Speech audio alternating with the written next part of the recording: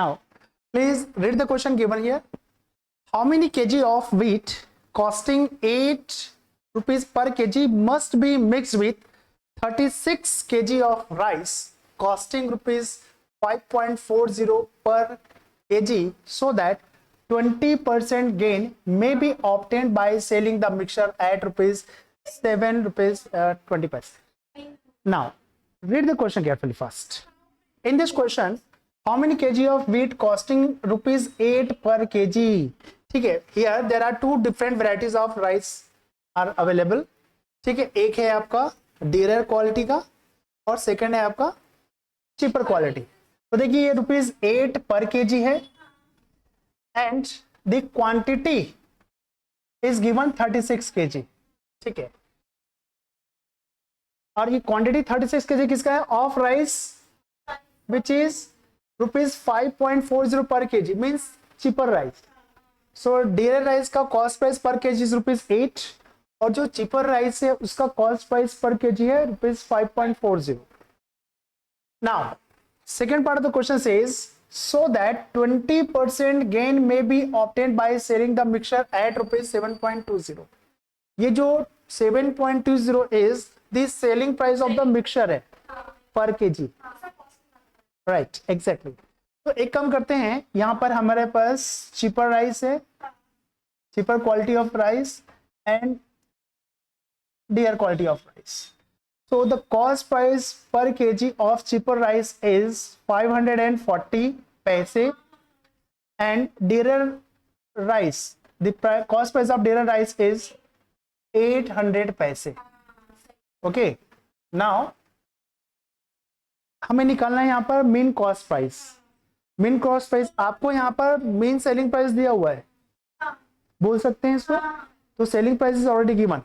एक काम करते हैं, लेट CP, ठीक है, late CP be 100%.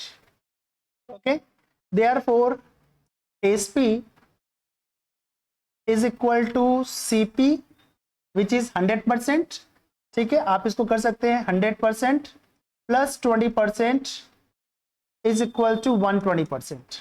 so this selling price is equal to 120% which is equal to 720 पैसे पर kg. ठीक है, ये जो सेलिंग प्राइस है ना, वो selling price 20% profit is already included in that. आप समझे? So if 120% is equal to this much, then 100% is equal to how much? So therefore we have 1% is equal to 720 upon 120. Again we have 100%. so 100% is equal to, आप चाहे तो cancel कर लीजिए, 1 and 6. so here 6 into 100 is equal to 600 paise. this is the cost price of the mixture per kg. okay, so we can write it down here. 600 is the cost price of the mixture per kg. now इसको minus कीजिए, 800 minus 600 is equal to 200 and 600 minus 540 is equal to how much? 60 only. 60. yes, 600 में से 540 minus करो, 60. so this side is cheaper quantity of cheaper rice and this side is quantity of dearer rice. so we have, ध्यान से देखिएगा, निकालना क्या है यहाँ पर. ठीक है, इसका सेकंड पार्ट यहाँ देखिए ध्यान से.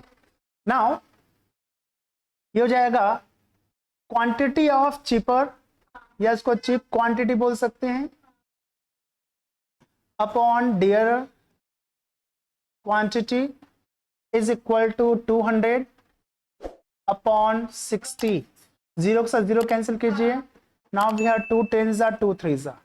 It means if the cheaper quality of rice is 10 kg, then the dearer quality of rice should be of 3 kg. but here in this question, यहाँ पर जो 36 kg of rice कौन सा है, चीपर है कि dearer है? चीपर है. क्वेश्चन क्या बोल रहा है? How many kg of wheat costing rupees 8, मतलब dearer rice, कितने kg dearer rice मिलाना चाहिए, जबकि चीपर राइस का टोटल क्वांटिटी है 36. आप समझे? आपको इसको समझना जरूरी है। सो हियर ध्यान से देखिएगा, if we have 10 kg of dearer cheaper rice, sorry cheaper कर लेते हैं यहाँ पे। So if we have cheaper rice is 10 kg, then dearer rice will be 3 kg। ठीक है, आप इसको ऐसे अलग कर लीजिए। If we have cheaper rice 1 kg, then the dearer rice should be 3/10 kg। But in this question it is already given कि cheaper rice का total quantity कितना है यहाँ पर। So here if the cheaper quality of rice is of 36 kg, then the quantity of a dearer rice would be 3/10 into 36 is equal to how much is that? 6 3 18, 3 3 9, 108 और यहाँ पे जाएगा 10। So the answer would be 10.8 kg। Now read this question carefully. The average weekly salary per head of entire staff of a factory consisting of supervisors and the laborers is ₹60। ये 60 rupees क्या है? 60 rupees is the average weekly salary per head of the entire staff। entire staff का है average weekly salary, and the average salary per head of the supervisors is ₹400 and that of the laborers is ₹56। Given that the number of supervisors is 12, then find the number of laborers in the factory। हमें total number of laborers निकालने हैं। Okay, options are here only, so can you please try this or should I tell you? चल मैं बता रहा हूँ, ध्यान से देखिएगा। Now in this question देखिए there are two types of persons working in the factory, one is labor class and supervisor। so एक काम करते हैं, इसको यहाँ पर लेबर्स कर लीजिए एंड सुपरवाइजर्स।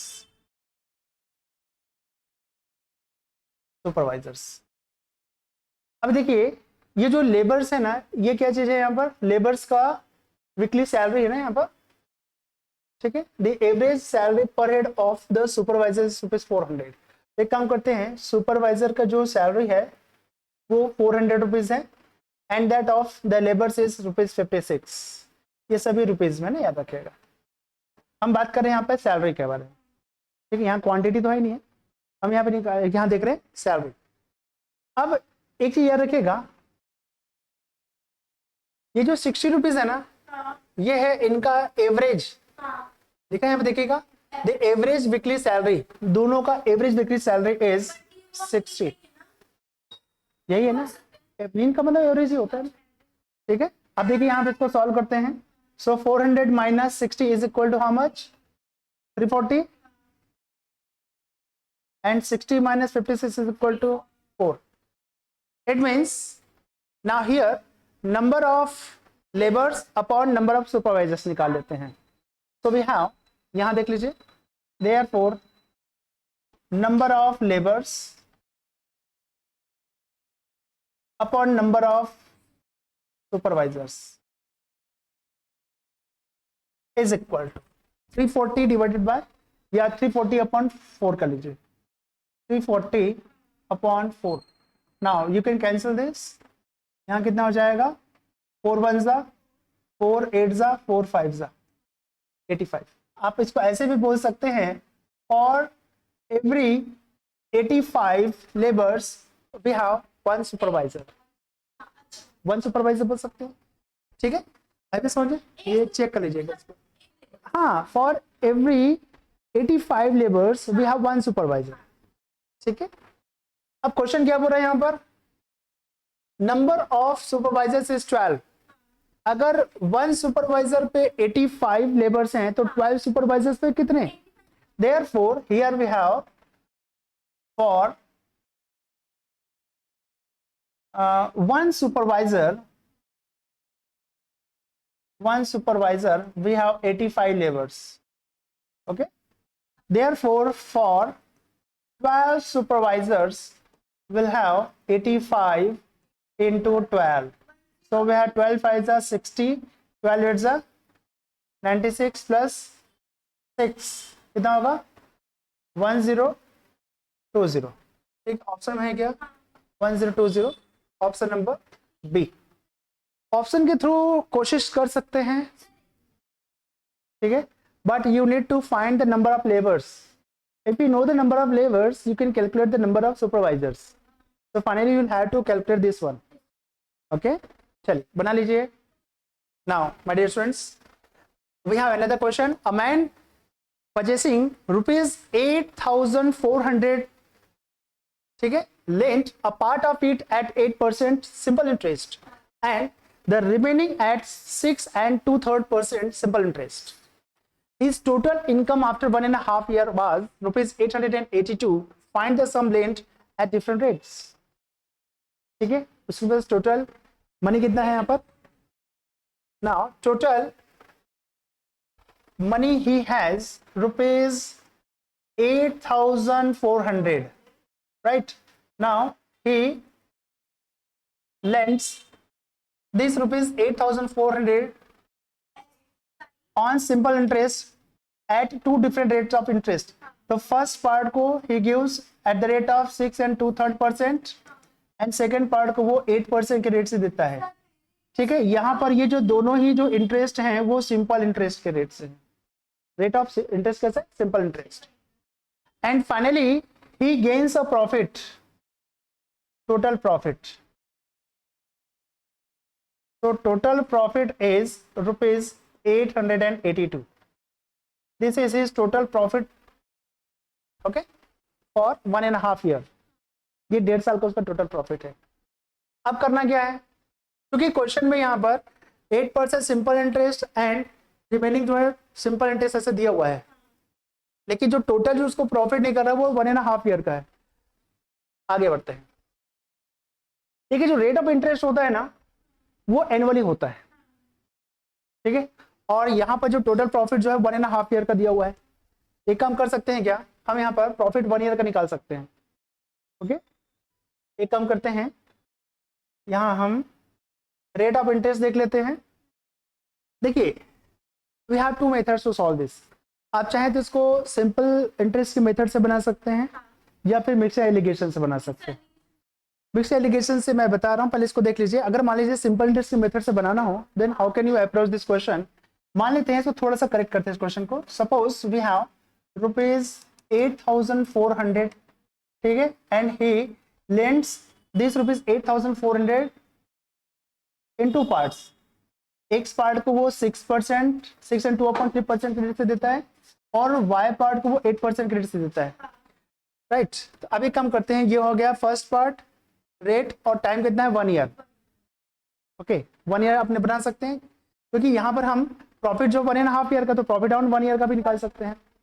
आप बस कर सकते हैं. तो 100 रुपीज़ का 2.5 रेट से 1 ईयर के लिए कितना सिंपल इंटरेस्ट निकलेगा. फिर वाई रुपीज़ का यहाँ पर 8% के रेट से 1 ईयर का निकाल लीजिए. टोटल आपका निकल जाएगा total interest for 1 year. 1 year का इंटरेस्ट यहाँ से इसके इक्वल आना चाहिए. ठीक है, जैसे आपको इंटरेस्ट निकल जाएगा फिर आप क्या करेंगे, यहाँ पर एक और इसको यूज करेंगे. x + y is equal to 8,400. ये इक्वेशन नंबर 1 बनेगा यहाँ से, because both the sum is equal to 8,400 है. ठीक है, यहाँ से जो x का वैल्यू होगा, यहाँ से भी हमको एक इक्वेशन मिलेगा x और y के फॉर्म में. उसको यहाँ पे सॉल्व करेंगे तो x और y की वैल्यू मिल जाएगी. थोड़ा सा लंबा मेथड हो जाता है. ठीक है, आप चाहें तो यहाँ पर इसको ये जो प्रॉफिट है ना, तो प्रॉफिट फॉर 1.5 ईयर है. तो याद रखिएगा फॉर 1.5 ईयर का जो प्रॉफिट है that is equal to rupees 882. आप एक कम कर सकते हैं, 1 ईयर का प्रॉफिट देख लीजिए. यस, पे एक कम कर सकते हैं. We have 3/2 years of profit is equal to rupees 882. Now 1 year का प्रॉफिट क्या निकल जाएगा, 1 year profit is equal to 882 into 2/, यहाँ पे हो जाएगा 3. ठीक है, इसको कैंसिल कीजिए, यहाँ से हो जाएगा. यहाँ पे ये 3 से कैंसिल होगा because 8 + 8 16 + 2 18. 18 is divisible by 3. It means this entire number will be cancelled by 3. So कितना हो जाएगा यहाँ पर 882 2 into 2/3, so 3 1 जा, 3 2 जा 6, 3 9 जा, 3 4 जा, इसको 4 2 जा 8, 9 2 जा 18, 4 5 88. So the interest for total interest for 1 year will be rupees 588. ठीक है, ये टोटल इंटरेस्ट निकल गया 1 ईयर का. ठीक है, अब 1 ईयर का इंटरेस्ट ये है तो, और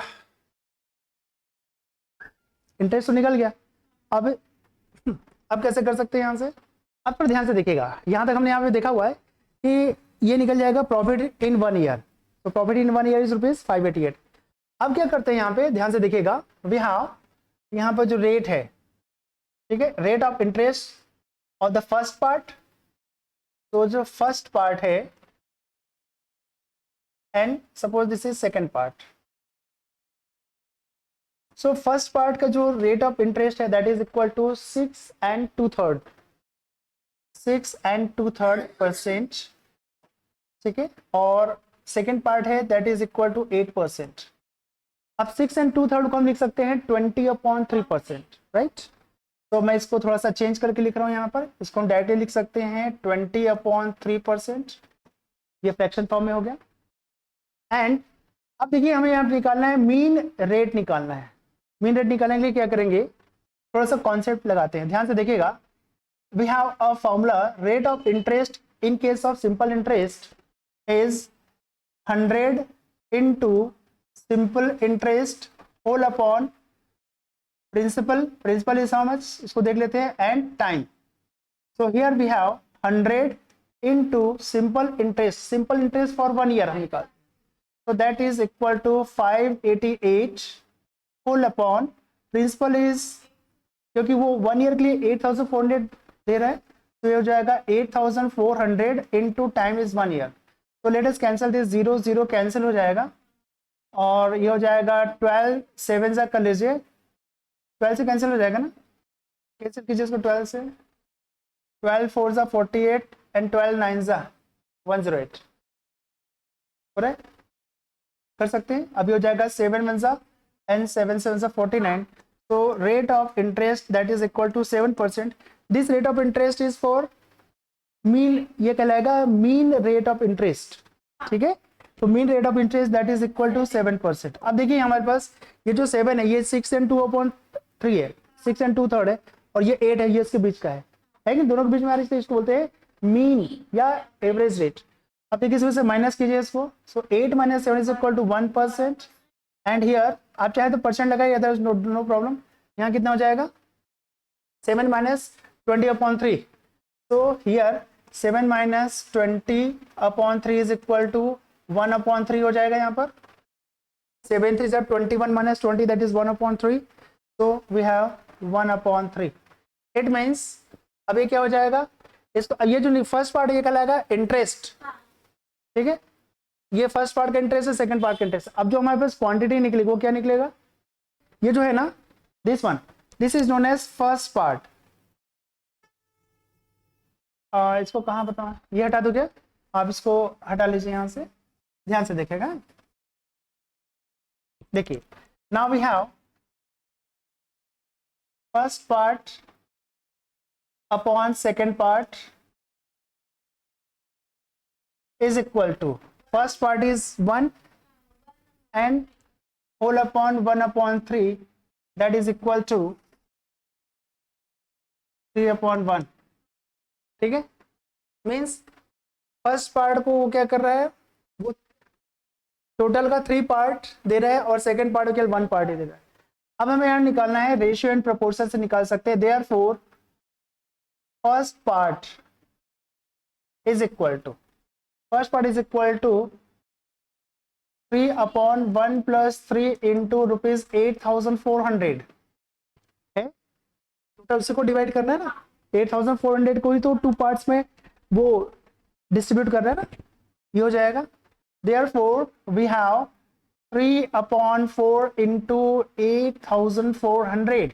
So 4 1s are 4, 2100s are is equal to 21 3s are कितना हो जाएगा 6300. ये उसका हो गया first part. And second part आप चाहें तो डायरेक्ट निकाल सकते हैं by subtracting this value from 8400. So this will become ₹2100, 2100, यही इसका आंसर है। आप इसमें एक काम और कर सकते हैं, जैसे कि आपको लिखा हुआ है कि ₹882 is the total profit, means total simple interest which is earned at the end of 1.5 year। तो आप क्या कर सकते हैं, 588 अगर नहीं निकालना चाहें तो आप उस वैल्यू को लेके बना सकते हैं, तब भी आपको रिमीन जो रेट है वो 7% आएगा। कैसे आएगा, थोड़ा सा हेल्प कर देता हूँ, ध्यान से देखिएगा। अभी मैंने आपको क्या बताया, rate of interest is equal to 100 into simple interest whole upon principal into rate time, right. अब देखिए यहाँ हो जाएगा 100 and simple interest is total simple interest. I am just going to take this one, ये जो simple interest है total simple interest for 1.5 year, ठीक है। सो यहाँ हो जाएगा 882 और यहाँ प्रिंसिपल है 8400 इंटू, अब चलिए यहाँ पे प्रिंसिपल सेम क्यों है, क्योंकि प्रिंसिपल चाहे 1 ईयर के लिए चाहे 1.5 ईयर के लिए प्रिंसिपल तो सेम है। यहाँ पे simple interest principal answer constant रहता है। ओके, नाउ टाइम को रखेंगे यहाँ पर 1.5, मतलब हो जाएगा 3/2, तो 3/2 को 2 यहाँ मल्टीप्लाई कर दीजिए। ओके, अब इसको चाहे तो आप कैंसिल कीजिए, ये इसके साथ ऐसे कैंसिल हो गया। नाउ ये हो जाएगा 2 1 जा 2 4 जा 2 2 जा, ठीक है। अगेन इसको 2 से कैंसिल किया जा सकता है, सो हो जाएगा 2 2 जा 2 1 जा 2 4 जा 2 4 जा 2 1 जा, ठीक है। ये देखिए ये 21 1 जा 21 टाइम्स, ठीक है। ये 3 1 जा 3 7 times. So rate of interest is again 7% से भी आ रहा है, ठीक है। आप चाहे तो प्रीवियस मेथड 1 ईयर का निकाल के कैलकुलेट कर सकते हैं, और एल्स आप यहाँ पे 1.5 ईयर लेकर के भी बना सकते हैं। Rate of interest will remain the same, ठीक है। Now please read this question.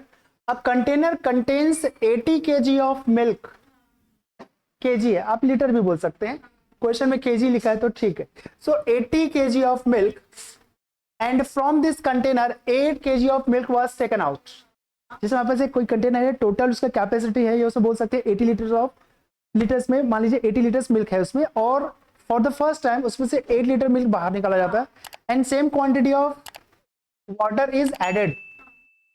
Now we have after 1 transaction बोल सकते हैं, we have a mixture of 80 kg, ठीक है, समझ रहे हो। जैसे कि मान लीजिए मेरे पास कोई कंटेनर है, इस कंटेनर में total quantity of milk 80 kg है, इसमें से 8 kg मिल्क हमने बाहर निकाल लिया, और बदले में हमने क्या किया, यहाँ पर मिल्क को बाहर निकाल रहे हैं और सेम क्वांटिटी में हम वाटर इसमें डाल रहे हैं, कितना, 8 kg ऑफ वाटर। अब ये बताइए क्या इस कंटेनर में जो टोटल क्वांटिटी कुछ कम हुआ या ज्यादा हुआ। मेरा क्वेश्चन क्या था, मेरे पास टोटल 80 kg ऑफ लिक्विड है, उसमें से 8 kg हमने बाहर निकाल करके रिप्लेस किया 8 kg ऑफ वाटर से। नहीं, मैं पूछ रहा हूँ क्या इसकी टोटल क्वांटिटी में कोई इफेक्ट आ रहा है क्या, नहीं है, आ रहा है कि नहीं आ रहा है, नहीं आ रहा है। क्यों नहीं आ रहा है, क्योंकि टोटल 80 है, 80 kg में से 8 kg हमने बाहर निकाला और 8 kg वापस से डाल दिया, लेकिन अब जो कंटेनर में मिल्क है ना उसका कॉन्सेंट्रेशन कम हो जाएगा, ठीक है, उसकी प्योरिटी कम हो जाएगी, क्योंकि हमने यहाँ से for the first time 8 kg of milk, हमने प्योर मिल्क हमने बाहर निकाल लिया, और क्या किया है, फिर हमने 8 kg ऑफ वाटर डाल दिया। अब कंटेनर में जो total quantity that is equal to 80 kg है, but concentration of milk has reduced, है कि नहीं, and this same process is done for the next 2 times। लिखा है यहाँ पे, this process was further repeated 2 times। how much milk is contained by the container, तो अब इस कंटेनर में कितने क्वांटिटी में मिल्क है, we are not talking about water की क्वांटिटी, हम बात कर रहे हैं यहाँ पर कॉन्सेंट्रेशन। तो उस कंटेनर में कितने क्वांटिटी में मिल्क है तो टोटल यहाँ पर 80 kg है, लेकिन उस 80 kg में कितने क्वांटिटी में वाटर है, कितने क्वांटिटी में मिल्क है, तो कितने क्वांटिटी में मिल्क है that you have to identify. This is the question, this is what the question is. No, not like that, क्योंकि देखिए अभी इसके पास वंस अगेन 80 kg का अब यहाँ पर मिक्सचर हो गया, ठीक है। इसमें से हमने क्या किया, 8 kg हमने यहाँ पे वाटर वापस से इसमें मिलाया, और बदले में हमने 8 kg जो है अब यहाँ से मिक्सचर बाहर निकाल लिया ना यहाँ पर, ठीक है। 1 kg हमने मिक्सचर यहाँ पे बाहर, अब जो निकलेगा 8 kg वो मिक्सचर निकलेगा, प्योर मिल्क नहीं है। एग्जैक्टली। अब यहाँ पे फिर से 80 kg का ही यहाँ पर मिक्सचर है। अभी इस 80 kg में फिर से 8 kg वाटर डालेंगे और 8 kg मिक्सचर बाहर निकालेंगे, तो फाइनल जो बचेगा after applying this two process, what should be the quantity of milk, actual milk का कॉन्सेंट्रेशन पूछ रहा है वो, कि भाई उस मिक्सचर में कितने केजी मिल्क बचेगा, ये आपको क्वेश्चन निकला। आई बात समझे? Now please look at here. Now in this question one important point is there. Actually क्या, इस प्रकार के क्वेश्चन को हम दो तरीके से बना सकते हैं। एक डिटेल मेथड है, बट डिटेल मेथड से थोड़ा सा टाइम कंज्यूमिंग है, तो इसका मैं छोटा सा कॉन्सेप्ट विथ फॉर्मूला में आपको इंट्रोड्यूस कर रहा हूं। ध्यान से देखिएगा। कॉन्सेप्ट ये बोलता है कि suppose a container contains x units of liquid, container में x यूनिट्स ऑफ लिक्विड है, and from which y unit of liquid is taken out and replaced by water. Replace by water mean same quantity of water से इसको replace कर रहे हैं।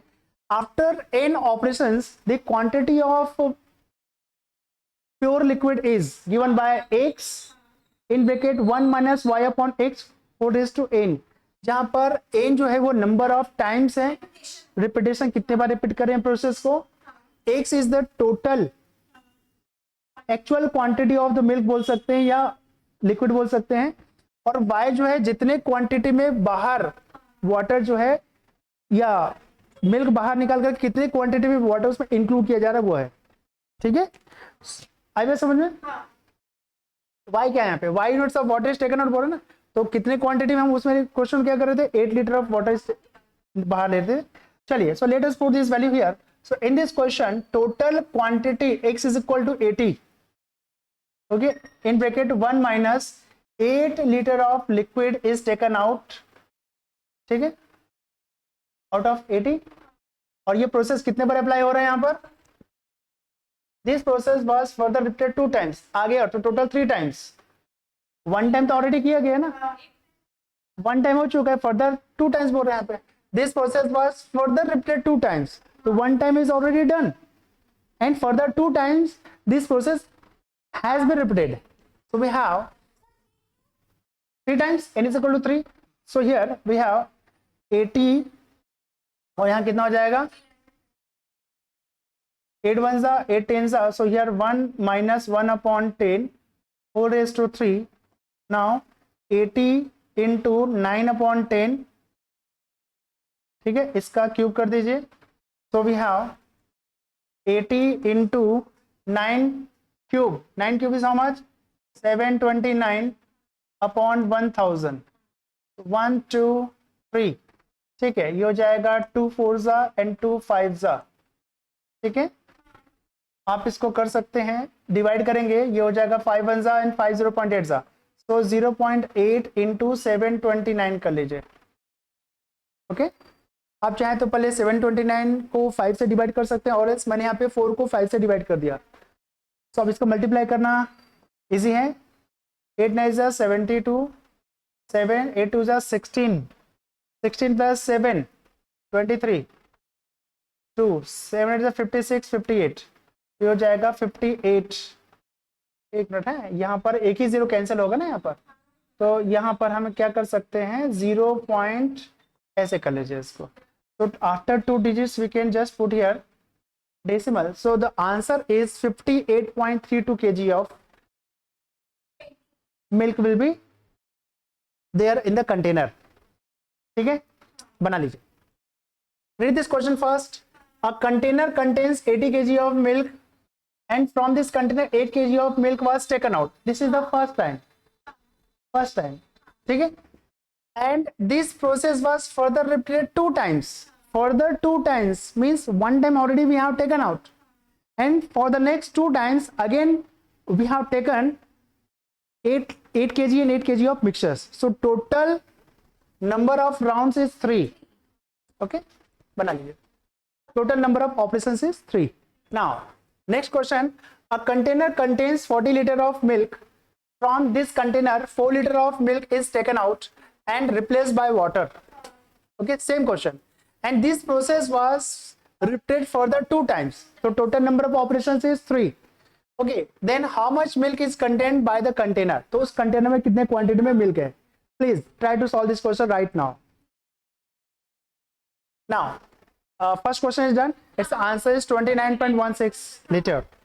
Now the second question is, ठीक है, 8 liter of wine are drawn from the cask full of wine, ठीक है, and then it is filled with water, मतलब रिप्लेस कर रहे हैं. टोटल जो कास्क है उसमें क्वांटिटी ऑफ वाइन है. We don't know what is the quantity of milk wine, but 8 liter of wine is taken out and it is replaced by 8 liter of water. ठीक है, ये समझ में है. तो total quantity of wine is there, इसमें से 8 liter of wine is taken out and it is replaced by 8 liter of water, and this operation is performed 3 more times, so total number of operation is 4, right? And the ratio of the quantity of wine now left in the cask to that of the water is 16:65. ये इस question का सबसे important point है. Question बोल रहा है the ratio of quantity of wine means quantity of wine to water is 16/65. means wine कितना है यहाँ पर 16 पार्ट वाइन है और 65 पार्ट वाटर है. इसमें after applying 4 times of operation, ठीक है, तो ऑपरेशन को 4 टाइम्स ऑपरेट करने पर जो क्वांटिटी बच जाती है यहाँ पर, उसमें 16 पार्ट वाइन है और 65 पार्ट वाटर है. अभी दोनों को प्लस कर देंगे तो आता है कितना 80 आता है. 65 प्लस सॉरी कितना होगा यहाँ पर 81 हो जाएगा. तो टोटल जो मान लीजिए वो कंटेनर उसका जो उसकी जो कैपेसिटी है 81 यूनिट्स की है, जिसमें से 16 यूनिट्स वाइन है और 65 यूनिट्स वाटर है. आगे बढ़ते हैं. Now how much wine did the cask hold originally, तो उस कास्क में कितने क्वांटिटी में वाइन रखा जा सकता है. मीन्स इनडायरेक्टली आपको यहाँ पे कैपेसिटी ऑफ द कंटेनर निकालनी है. तो देखिए यहाँ पर एक वाइन कास्क बना हुआ है, इसमें ऑलरेडी 8 liter ऑफ वाइन निकाल करके इसमें 8 liter ऑफ वाटर हमने डाला. ठीक है, मान लेते हैं यहाँ पर ये जो कास्क है इसकी जो टोटल कैपेसिटी है that is equal to x liter. Okay, अब थोड़ा ध्यान से समझिएगा. So since 8 liter of wine is taken out and in place of that 8 liter of water is added, so this process is further repeated 3 times, means total number of operations is 4. so एक काम करते हैं, let the cask holds x liter of wine, therefore quantity of wine left after 4 operations. ठीक है, after 4 operation जो है उस container में कितने क्वांटिटी में वाइन बचेगा. ठीक है, यहाँ पे देखते हैं quantity of wine left after 4 operations that is equal to x minus x into, because x क्या है कंटेनर की कैपेसिटी है. ठीक है, तो x इंटू 1 माइनस 8, क्योंकि 8 liter of wine is taken out and it is replaced by 8 liter of water, so 8/x 4:4. इसको जब हम सॉल्व करते हैं, एक चीज और याद रखिएगा, ये आपका लेफ्ट ओवर क्वांटिटी है कंटेनर में. इसको जो भी सॉल्व करेंगे तो वो उतनी क्वांटिटी जो कंटेनर में बचेगी इसकी वाइन की आफ्टर 4 ऑपरेशंस. ठीक है, तो 4 ऑपरेशंस, ये 4 ऑपरेशन किसके इक्वल है 16 पार्ट के इक्वल है कि नहीं. और टोटल वाटर हो जाएगा, तो wine left upon water is equal to 16/65 दिया हुआ है. अब देखिए ये जो आपका wine left over in the container upon total capacity of the container है कि नहीं, बता रहा हूँ. ठीक है, अभी देखिए यहाँ पे क्या है, ये आपका हो जाएगा wine left over upon total quantity. तो अब इस टोटल क्वांटिटी x liter का कंटेनर है, इसमें इतने क्वांटिटी में वाइन जो है left over.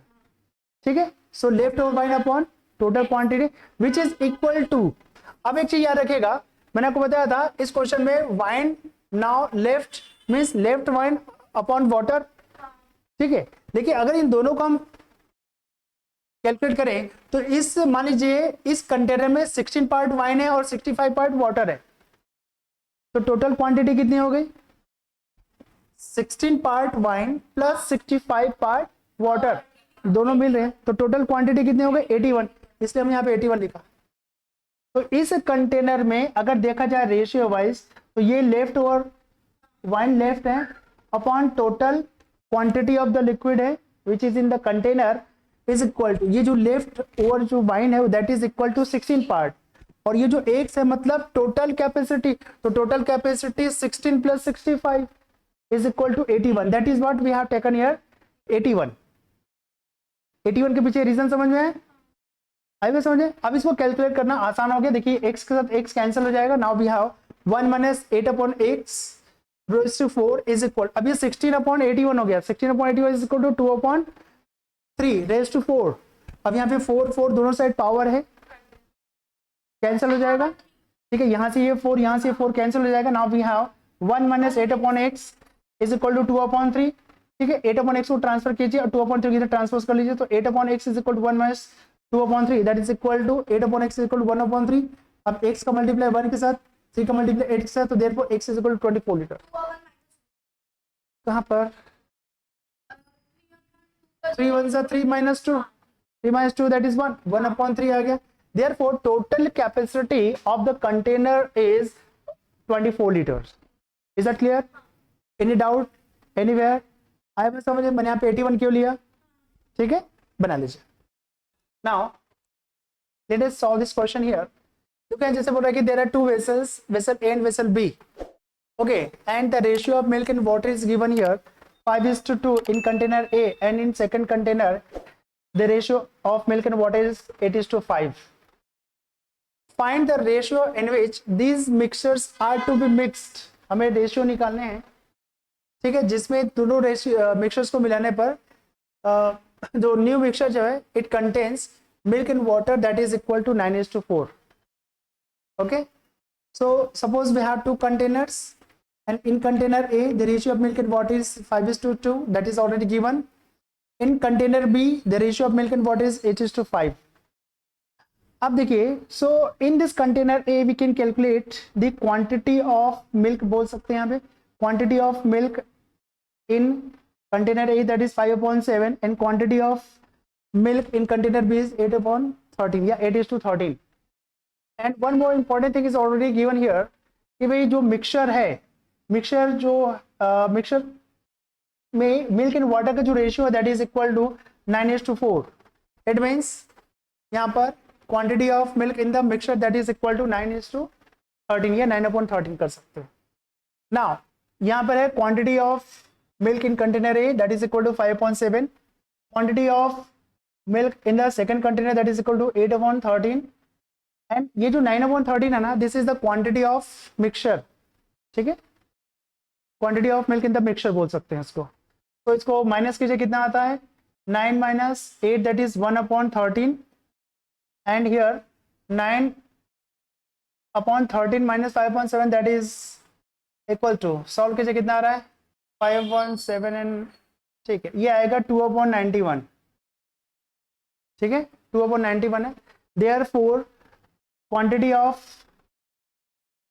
Milk in container इन भी कर लेते हैं, तो ध्यान से देखिएगा, quantity of milk in container A, तो quantity in container A upon quantity in container B is equal to 1/13 is to 2/91 कर लीजिए, तो यहाँ पे हो जाएगा 13 1 जा 13 7 जा, सो वी हैव 1:2/7, इसको हम चाहें तो लिख सकते हैं 7 1 जा 7, so 7:2, ये इसका आंसर, तो ऑप्शन इज 7:2, ठीक है। तो my dear students, this is for the day, thank you very much, अपना खूब ख्याल रखिएगा, कल फिर से मुलाकात होगी at the same time with different concept, different type of questions. Till then, take care. Bye bye.